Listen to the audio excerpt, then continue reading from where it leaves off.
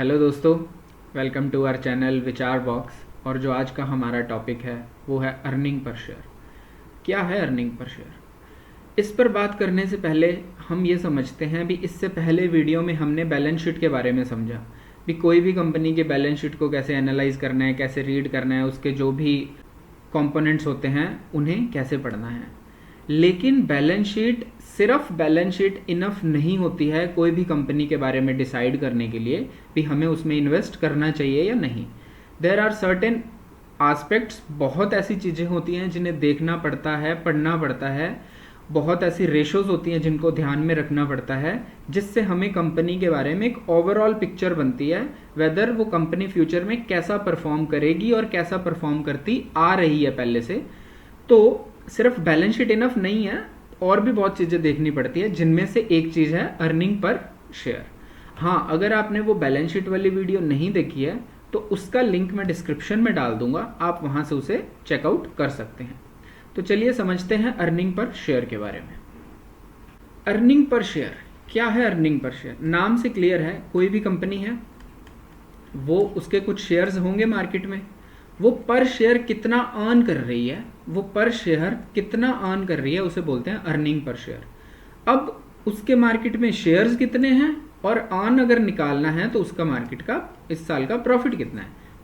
तो इसका फॉर्मूला क्या बना भी, जो भी नेट प्रॉफिट रहेगा कंपनी का, जो भी नेट प्रॉफिट रहेगा divided by number of shares कितने हैं उस कंपनी के मार्केट में, तो इससे हमें क्या पता लगेगा? अर्निंग पर शेयर। ये इंपॉर्टेंट क्यों है, कैसे निकालते हैं, वो हम समझते हैं एक लाइव एग्जांपल से। नेट प्रॉफिट हमें कहाँ से मिलता है? वो जो एक कंपनी है वो हर साल एक प्रॉफिट एंड लॉस अकाउंट बनाती है, हम वहाँ से उसका नेट प्रॉफिट उठाएंगे। उसके नंबर ऑफ शेयर्स है, आजकल वैसे तो नंबर ऑफ शेयर्स हर जगह हमें मिल जाते हैं, उनका एक रिकॉर्ड डेटा मिल जाता है इंटरनेट पे, लेकिन अगर नंबर ऑफ शेयर्स को निकालना हो तो उसका भी एक फॉर्मूला है।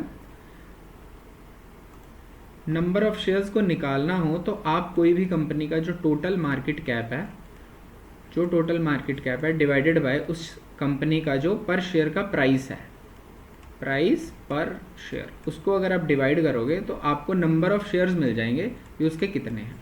तो चलिए एक एग्जांपल लेते हैं रिलायंस कंपनी का और समझते हैं ईपीएस। तो आप स्क्रीन पे देख पा रहे हैं, हम रिलायंस इंडस्ट्री के बारे में देखते हैं। जो इसका क्लोजिंग प्राइस है शेयर का, दैट इज़ 1393.60, ये इसका मार्केट कैप है। अगर आप मार्केट कैप डिवाइडेड बाय 1393 करते हो तो आपको नंबर ऑफ शेयर्स मिल जाएंगे, दैट इज़ 1353.25 करोड़। ठीक है, अब हमें निकालना है अर्निंग पर शेयर। तो अर्निंग पर शेयर के लिए हमें दो कंपोनेंट्स चाहिए, that are profit and number of shares.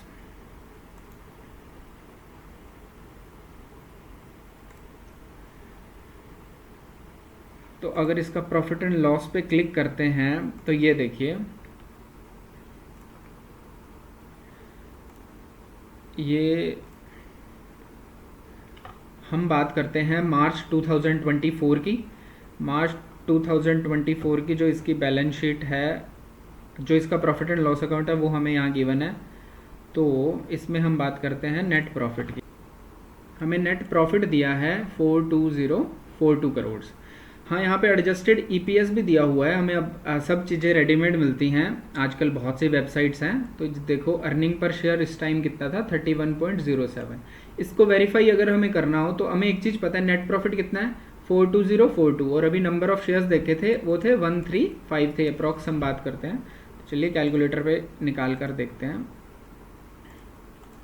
हमारा जो प्रॉफिट है that is 42042 divided by 1353 shares थे, वो आ गया 31.07। तो यहाँ पर इन्होंने हमें कितना दिया, 31.07। ठीक है, तो ये हो गया अर्निंग पर शेयर। अब ये है क्या, इसे रीड कैसे करना है, इसके क्या फ़ायदे हैं, क्या नुकसान है, वो समझते हैं।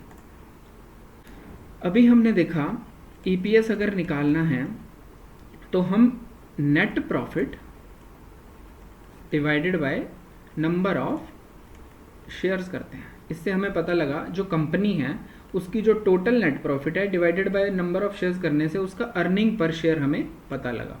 अब अर्निंग पर शेयर को आप देखकर कैसे डिसाइड कर सकते हैं whether you have to invest in the company और नॉट। मैंने आपको वीडियो के स्टार्टिंग में बताया, ये वन ऑफ द एस्पेक्ट्स है। आप इस पे सोली डिपेंड नहीं कर सकते कोई भी इन्वेस्टमेंट डिसीजन लेने के लिए। जैसे आप सिर्फ बैलेंस शीट पे डिपेंडेंट नहीं हो सकते कोई डिसीजन लेने के लिए, उसी तरह से सिर्फ आप ईपीएस देखकर भी डिसाइड नहीं कर सकते। हाँ, लेकिन ईपीएस एक बहुत मेजर चीज है जिसे आप देखते हैं।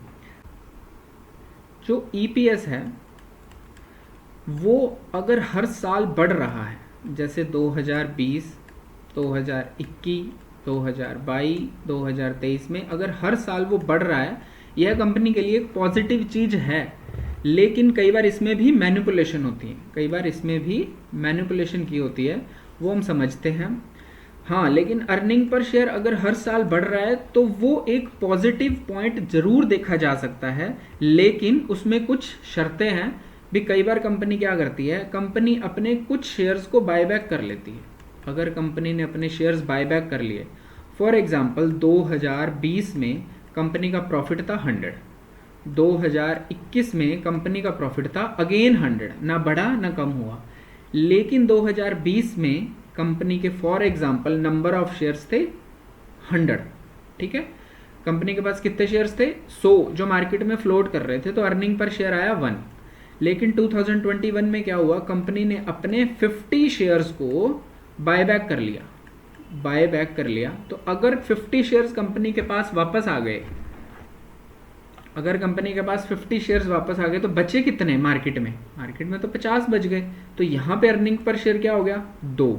तो पिछले साल कितना था, 1, अब कितना हो गया, 2। तो लोगों को लगेगा शायद ये तो अच्छी चीज है, अर्निंग पर शेयर हर साल बढ़ रहा है, डबल हो गया। लेकिन यहाँ पे इन्होंने क्या कर दिया, मैनिपुलेशन क्या की, अपने शेयर्स को कम कर दिया। इन्होंने 100 से 50 कर दिया, जिसकी वजह से ईपीएस बढ़ गया। लेकिन क्या नेट प्रॉफिट बढ़ा, नहीं, नेट प्रॉफिट पहले भी 100 था, अब भी 100 है। तो यहाँ पे जब आपने डिसाइड करना है कंपनी में इन्वेस्ट करें या ना करें, तो सिर्फ ईपीएस को देखकर डिसाइड नहीं किया जा सकता। देयर आर सर्टेन मोर चीजें, बहुत अलग रेशियोज है जिनकी बात हम आने वाली अगली वीडियोस में करेंगे। तो अब देखिए ईपीएस जरूरी है क्यों। ईपीएस का बढ़ना एक पॉजिटिव साइन है, और जब हम ईपीएस निकालते हैं तो वो आने वाली कुछ रेशियोज को फाइंड आउट करने में हेल्प करता है। जैसे आगे हम एक पीई रेशो की बात करेंगे जो वेरी इंपॉर्टेंट है, प्राइस अर्निंग रेशो। ये हमें बताती है कंपनी ओवर वैल्यू है या नहीं, कंपनी अंडर वैल्यू है या नहीं है, उसका जो प्राइस है मार्केट में वो ओवर प्राइस तो नहीं है। तो पीई रेशो बहुत इंपॉर्टेंट रेशो है, और उस पीई रेशो में जो ये डिनोमिनेटर है अर्निंग, ये वही अर्निंग पर शेयर है जो अभी हमने पढ़ा। ईपीएस है वो आप ईपीएस पे फुल्ली डिपेंडेंट नहीं रह सकते कोई इन्वेस्टमेंट डिसीजन लेने के लिए, लेकिन ईपीएस आपको कहीं ना कहीं कुछ परसेंटेज तक श्योरिटी दे सकता है, अपना बता सकता है वेदर कंपनी अपना जो शेयर है उसको अर्निंग को बढ़ा रही है या नहीं। बाकायदा आपको बाकी चीजें पता होनी चाहिए भी, कंपनी ने कहीं बायबैक तो नहीं किया, या कंपनी ने कुछ ऐसा तो नहीं करा जिससे उसकी ईपीएस बढ़ रही है। जैसा कंपनी का क्या कर सकती है, अपनी अर्निंग ज़्यादा दिखाने के लिए, अपनी अर्निंग पर शेयर को ज़्यादा दिखाने के लिए वो लोन उठा लेते हैं। अब उन्होंने लोन उठाया तो उनका बिजनेस बढ़ा, उन्होंने और लोन उठाया, उनका और बिजनेस बढ़ा, जिससे क्या हुआ, उनकी अर्निंग बढ़ गई। बट देखा जाए तो उन्होंने लोन भी तो रीपे करना पड़ेगा कोई टाइम पे आके, उनकी लाइबिलिटी भी तो बढ़ गई। तो अगर उनकी लाइबिलिटीज बढ़ रही हैं उसके अकॉर्डिंग उनका ईपीएस बढ़ रहा है, तो ईपीएस बढ़ना तो अच्छी बात है, लेकिन जो लोन है कल को उसको भी तो पे करना पड़ेगा। कल को वो लोन है उसका इंटरेस्ट आएगा, अगर उसका इंटरेस्ट आएगा तो आपका फिर प्रॉफिट कम हो जाएगा, क्योंकि इंटरेस्ट पे करोगे तो प्रॉफिट कम हो जाएगा। तो कहीं ना कहीं आप 1-2 साल तक तो ईपीएस बड़ा दिखा सकते हो, लेकिन तीसरे साल वो फिर कम हो जाएगा। तो कोई भी कंपनी में अगर आपने डिसाइड करना है तो उसके 5-7 साल का ईपीएस भी चेक करो। बाद में ईपीएस के थ्रू पीई रेशोज बनेंगी, ईपीएस और जो ये लोन वगैरह हैं इनके अकॉर्डिंग एक डेट इक्विटी रेशो बनेगी, जिनकी बात हम नेक्स्ट वीडियोस में करेंगे, and then you can decide. Hope आपको अर्निंग पर शेयर के बारे में जानकारी होगी, थोड़ा नॉलेज मिला होगा। If you find this video knowledgeable और आपको कुछ भी थोड़ा हेल्प हुआ हो, then like the video and subscribe the channel. Thank you.